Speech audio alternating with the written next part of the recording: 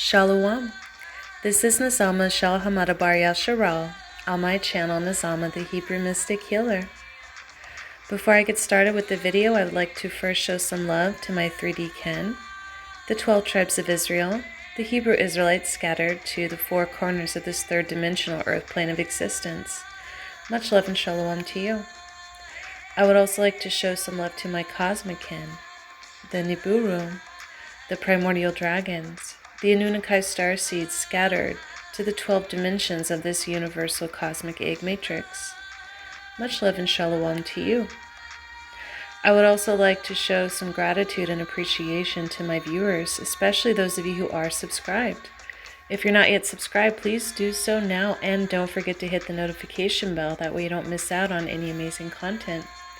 Also, if you like this video, please show me by giving it a like. It does help. Thank you. Today I'm going to be free-flowing into some topics that have been on my mind, and there have been so many downloads and so much information that I have had going through my skull, my crown, my third eye, my heart center, a lot of work that I have during my own personal spiritual initiation I'm going through right now. And so I know it seems like I'm not putting out videos very often, but with that, and then throw on top of that all of my sessions and Patreon, it's been very difficult for me to be able to put out videos every week or twice a week like I was before. So I do plan on going back to that routine, but for now, it may be a little difficult. And I realize some topics I've been promising have been pushed back, so I do want to take the time to address that and let you guys know that these videos will be made. It's not a matter of if, it's a matter of when. So there's a few miscellaneous things that I want to address today. Things that have been going on. You may find some of these humorous. Some of you may find what I'm going to be addressing maybe a little offensive. Please try to hear me out till the end of the video. As I always say, if what I'm saying doesn't resonate, that's fine. Take what resonates, leave the rest. But I'm just going to be direct and honest about some things that I've been seeing going on in the spiritual community, some trends that have been going on, and I'm just going to basically give my opinion and my feedback on some of this. Some things I've been noticing, some trends within the spiritual community, between client and healer relationships, some things that I'd like to talk about as far as on the healer end or the reader's end, and on the client's end. Some things I want to talk about regarding the Ascension and the spiritual communities, the Starseed community, the Hebrew Israelite community, so on and so forth. So I want to address some of these things that have been going on. I may go over some hot button topics, but yeah, go ahead and stay tuned and wait till the end and you'll see where I'm going with all this. All right. So I've been noticing that there's this upward trend, and I actually made a Facebook post joking about this today. But there's this sort of obsession or focus with ascension symptoms. Now, the reason I want to talk about this is I feel like this can be a little dangerous. Now, I want to say that, yes, there are ascension symptoms that your body goes through if you are going through, upgrades within your DNA, if you're experiencing downloads, if you're experiencing activations or shift within your energy bodies. But it's dangerous to sort of assume that every little sensation, every little sound, every little, experience that you have is an ascension symptom. Sometimes it can be that you're processing some trauma. Sometimes it can be that you have dis-ease in your body, or your energy bodies are out of whack. And so you're experiencing these symptoms because it's an indicator of, hey, I need maybe to be a little more active, or I need to change my diet, or I need to be outside more, I need to sit in the sun more, I need to take some, time for myself, things of that nature. It can also just be showing that maybe you're burning the candle at both ends. Maybe there's something in your life that no longer serves you that needs to be, taken out of the way. So it's not always an ascension symptom. And so I feel like, just like I feel like it's dangerous to become obsessed with the concept of twin flames, which we'll get to that in a moment, I feel like it also can be dangerous to be obsessed with, searching for ascension symptoms.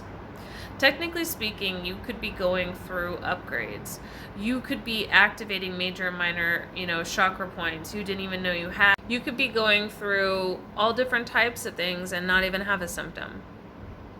Sometimes it can be very subtle. Just like with the Kundalini awakening, there are those that can have it and it's very intense and it happens all at once, and that Kundalini just goes right up the spinal column of that meridian and out the top of the crown. There's full on, hallucinations, but really just visions, and you're having a full on spiritual experience, like you're saying, your higher self, or you're seeing like, a god or an angel, or a dragon or whatever. And, but it could also be a subtle thing where the Kundalini just slowly climbs up, that main meridian up your spinal column, just clearing out blockages up each chakra point slowly until it gets to the top. And then you kind of have that experience of, understanding your Godhead. So just giving that as an example, it's not, it doesn't need to be an obsession of, we shouldn't be looking for symptoms. We should be looking for, what are the changes that's going on in my life? How have I changed? What in my life, what in my character, what in how I am, living my life and being in this incarnation, how is that reflecting ascension? Am I remembering my past lives? Am I understanding the mysteries of the universe? Am I, understanding, the connections and separations, within collective consciousnesses?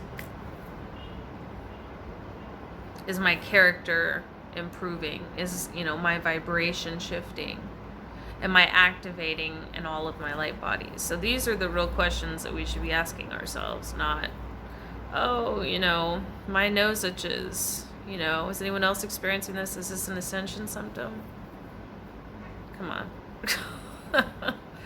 And I'm not saying that we don't have certain ascension symptoms. There are telltale ascension symptoms, so to speak, and I'm not going to go over that in this video because, that's not what this video is about. But I just wanted to mention that, in passing. So let's go on to twin flames, shall we? All right. The concept of the twin flame can lead people to become obsessed that their whole journey in this incarnation is to find their twin flame. I hate to break it to you, not only are not very many people incarnated with their twin flames at this time, but a twin flame does not have to be a lover. A twin flame could be a brother or a sister or a father or a mother or a friend. It could be somebody that is of a particular sex and gender that you are not, romantically engaging with. Do you see what I'm saying? So, this whole obsession with, I find my twin flame and that's just, the cat's meow. It really leads to this sort of implication that we need to find somebody else to feel whole about ourselves. Now, again, I'm not saying that some folks aren't on the twin flame journey, but I see just all of these obsessive, posts and readings and everything focused on the twin flame. You know what we should really be focusing on? What relationships do we have are karmic? What are we here to work through with other people? What is our focus within our social dynamics? What are the lessons that we're here to learn? We should be looking into our own soul contracts to find out specifically for us, what are we here to accomplish? What are we here to work on?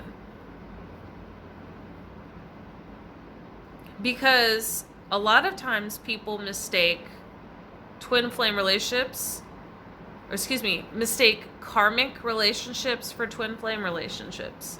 Because karmic relationships can feel very intense. Karmic relationships can be very tumultuous. Karmic relationships can be very magnetic and very push and pull.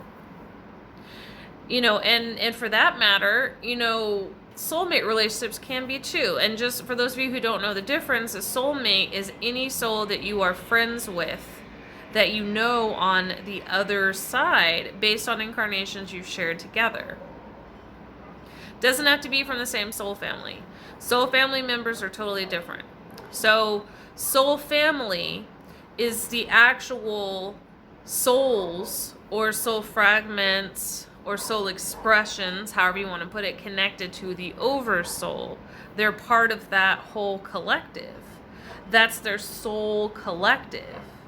A soul group, by contrast, I would look at it as a classroom. So, for example, when you're going to school, whether it's college or high school or middle school, whatever grade, you have a classroom you're sitting in with other students that are learning the same exact curriculum you are and are around your same age group. They're in the class at the same time you are. So likewise, someone in your soul group is learning similar lessons as you are. They're incarnated at the same time as you are. And you more than likely will cross paths with them. But they're not part of your soul family, meaning you're not from the same oversoul. Now, a twin flame is different.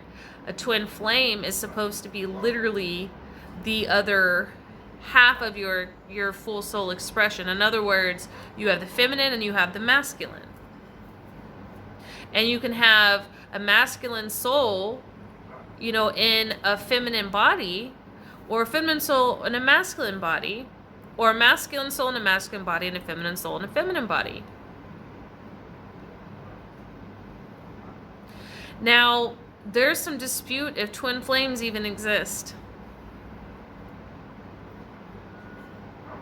Some people say that was based off of the concept of the splitting of, the whole original Adam into male and female.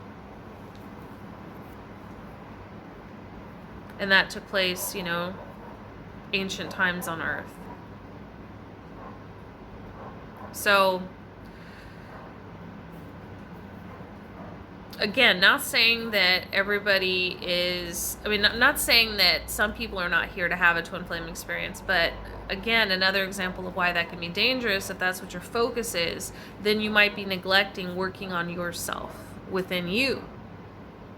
If you're focused on, who your twin flame is and when you're going to meet them, or if you think you're in a relationship with your twin flame and you're focused on that, how are you focused on doing, shadow work, for example? How are you focused on doing trauma healing? How are you focused on doing past life regression? How are you focused on cosmic activation? How are you focused on healing your family line? Do you see what I'm saying? So it takes the focus away from the internal journey. And it also gives us this idea that we're not whole. We need somebody else. When really we are the only ones that can wake ourselves up. Other people, can be placed in our path to sort of become catalysts, trigger certain things, be signposts. But at the end of the day, each soul is responsible for their own awakening journey. So something else I want to talk about that's somewhat related but not really in the same line of thought here is I want to talk about basically the relationship between healers and clients, readers and clients, and just my thoughts on some things, okay? Some of this stuff is things I've experienced firsthand. Some of these things are things I've observed, and I'm just going to really give my own opinion and feedback on these particular topics. So, healers, especially Reiki healers, or any kind of energy healing system like quantum healing, anything like that, any kind of healing where you actually project your astral form in to heal a client. I know Reiki doesn't do that, but there are a lot of different types of energy healing systems out there. For example, one of the healing services I offer is my own healing service that I do myself that is not anything I was certified for or trained for, and that is my Primordial Dragonfire healing, and whereby I remote project one of my dragon forms out into the client space within the astral realm and actually manually heal them with the help of my dragon guides and guardians. So that can be soul fragment retrieval, that can be removing, implants, entities, astral parasites, hexes, curses, jinxes, crosses. It could be using the fire of either my guides and guardians of celestial and elemental dragon fire or my own primordial dragon fire. There's a lot that can happen there. And a lot of times clients will not only experience great amount of healing that's noticeable. I've had clients that have even been healed from, ailments that they've had for like 10 to 15 years. Now, I don't claim to be able to cure anybody, but I do promote that this is a supplemental healing practice. So, having said that, one thing I want to point out as a healer myself is that there's this concept I've noticed among healers that anytime they see something in the aura of a client, that it must be an attachment or it must be something bad, especially if it looks scary looking. Okay, healers, please tune in and check in when you see this. Sometimes people have, not only familiars which help them out, but different types of guardian spirits, which can even be servitors they themselves, or maybe a witch has made for them, which is supposed to look intimidating because it's a type of guardian. Ancestors can, pass in and out of the aura and extend out because they come from the DNA. Spirit guides can do the same thing. They can make an appearance in and out of the aura. Same thing with soul family. So just because you see, a being in someone's aura that might look scary, don't jump to the conclusion that this being is there to harm them, that this being is trying to attach to them, that this being is trying to siphon off of them. Slow down, tune in, ask some questions, talk to the client in their astral form as well, find out what's going on. Also, both healers and clients, please be sure to disconnect your energy when you're done with the session. Make sure you are, I know that healers and readers are supposed to know to do this anyway. I don't always do it when I'm on the phone with the client, but I try to, but I do always do it. So if I forget to do it during the end of the reading in the presence of the client, I will certainly do it once I'm done with the session, whether it's a healing session or whether it is a reading or whatever it may be. But point being, it's very important to reclaim our energy back, any energy resonance we may have left during the session, to make sure we're sending any energy back that might have been, rubbed off on us, so to speak. Make sure that, if it's a reading, that we're disconnecting our different spiritual teams, our higher selves, any, deities or whatever we work with, that we're pulling away, and that basically we're returning the energy to that client that belongs to them, and we're pulling it to us, and vice versa.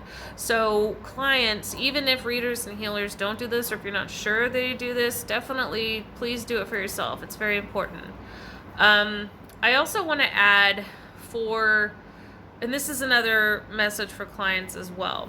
Okay, if you're getting a reading from somebody, and I've only had this happen, I think only a total of 4 times in all the hundreds and hundreds of readings I've received that I've had dissatisfied customers. 3 of the times it was because certain things I said didn't resonate with them. And then later they actually hit me up about a month. I think one client was like 3 months later and said, oh, you ended up being right. I found out this, I found out that, this and that confirmation. Okay. Reason this can happen is I don't really, some of my readings can feel really uplifting, but I really try to go for the parts of the person that requires the most attention and healing. But again, my readings are always guided from that individual's higher self and their spiritual team. So if you don't like what you're hearing, it's because you do not like what your higher self is saying. Now, I'm not saying I don't filter it through my own mechanisms and stuff, but that's essentially what's going on. So a lot of times we are unaware of certain things.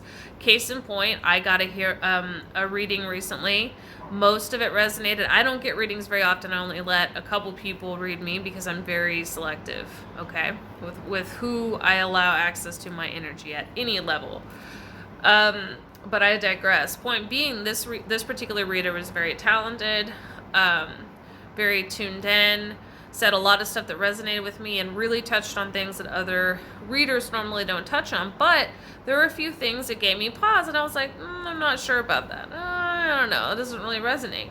But then it was later confirmed, actually very quickly. Confirmed, I might add, like spooky quickly. So, you know, don't be fast to like throw the baby out with the bathwater.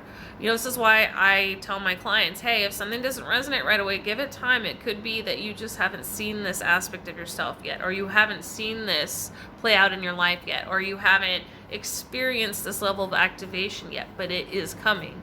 I did have one client that was dissatisfied because there was some distortions and interruptions. I had to like change her session to the following day.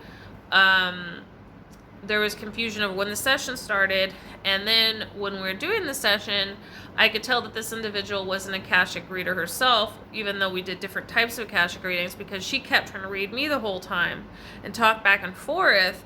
And I was like, you know, this is cool or whatever, but, you know, and I think it's just she wasn't used to sitting back and just letting somebody like read her all the way. So there was a lot of commenting, there was a lot of discussion, so I wasn't able to cover everything that I would normally be able to cover in a reading. And so when I sent her outline to her, because I send outlines to all my clients, it doesn't go in detail, but just basic, you know, all the main points of the reading. It's up to them to record. If they choose to record, I do give them that option. But when I sent it, there were certain areas where I didn't get to access during the reading. You know, so in that time it was understandable about dissatisfaction because not everything was covered. However, at the same time, you know, it was a lot of just things going on. It wasn't, you know, my fault or her fault. It was just a lot of distortions. Sometimes that can happen. I want to point this out. And the same thing goes with healing. And this is why I also, you know, tune in to make sure that I'm supposed to karmically heal anyone I'm healing. And this is another thing you should do, healers, okay? I want to say this is very, very important. There are some people that have karmic contracts that they have either given themselves or other beings that they've agreed to have put them in these contracts because they are supposed to go through a particular dis-ease or a particular period which they may normally want to seek out healing for. Now, sometimes this can be that they're clearing a karmic debt. Sometimes this can be that they're supposed to learn how to heal themselves and heal others. A lot of times, I mean, I want to say almost 100% of the time, every healer I know started out having to heal themselves first. And usually dealt with a lot of sicknesses, accidents, died once or twice and was brought back. That's very common for healers, especially shamanic healers. So, you know, this can be part of the contract. Now, I'm not saying this is it for anybody or everybody, but I have come across some people that I was told, nope, don't heal that person. So sometimes it'll be like, oh, they got it coming, or, you know, they need to learn how to heal themselves, you know, or they're not ready, or it's not the right time. And, you know, I heed that guidance. So I do encourage other healers, again, do what you want. I'm not trying to tell no one what to do. I'm just this is just me giving my opinion, guys, okay? So do what you want, but as for me personally, you know, I did fall off the wagon with this a little bit for a while because I was overwhelmed with sessions, but really it is important for us to check in karmically before we do healing sessions. But where I was going in relation to the dissatisfied customer portion, and I want to say real quick, I'm actually very satisfied that my dissatisfied customer list has been so short because I've literally helped hundreds of people by now. So I think that's really great. I'm so happy I'm able to help so many people that, you know, that their readings have resonated with them, that their healings have been effective, you know, that through their past life regressions, they were able, you know, to learn more about themselves and integrate and heal from trauma. So, you know, I'm very happy about this. But sometimes we just don't click with certain people. There are times, I did a TikTok video on this recently. There are times when we're trying to connect to people and read them where their ancestors don't want to talk to us because we could be from feuding bloodlines.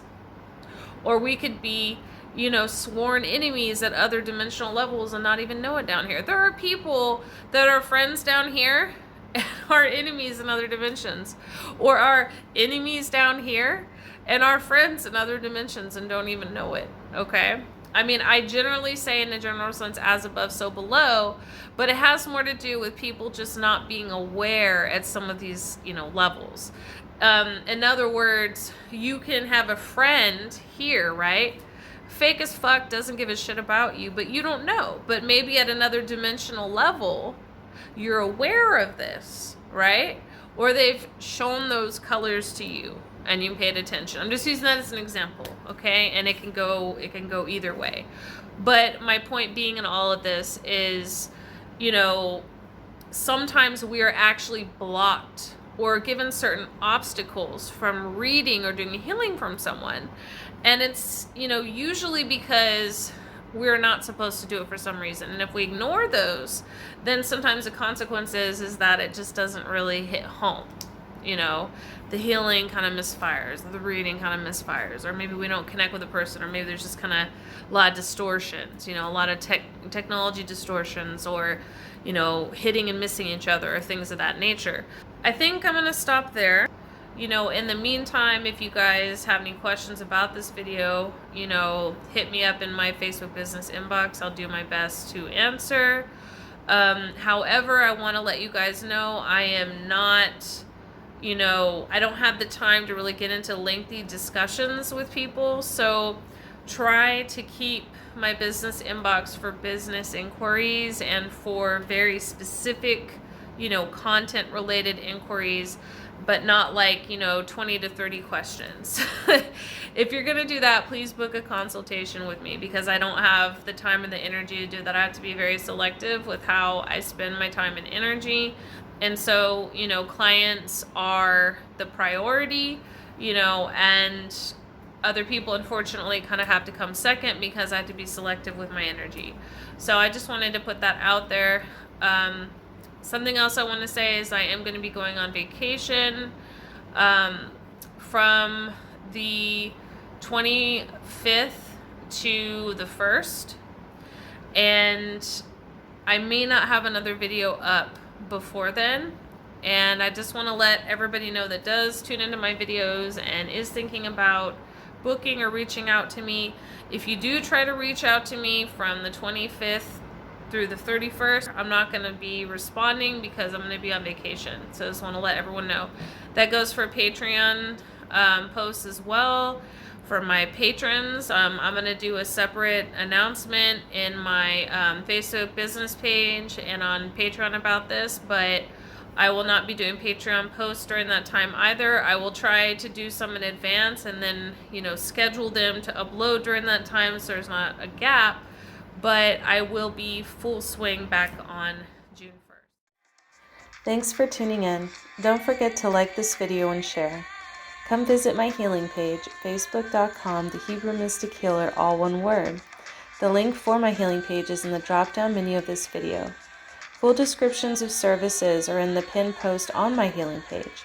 You can book any service ranging from retro cosmic akashic record readings, akashic portraits, draconic needle starseed charts, spirit releasement, intuitive guidance, angelic healing, Usui, Reiki, and more by simply clicking on the blue Book Now button. Also, don't forget to check out Patreon. Do not miss out on the techniques and guided meditations for psychic and spiritual protection, ancestral healing, advanced shadow work, activating your light Merkaba, connecting with your soul family, light language activation, recalling past lives, activating major and minor chakra points, and much more. The link for Patreon is in the drop-down menu. Thank you for your support. Stay tuned for the next video.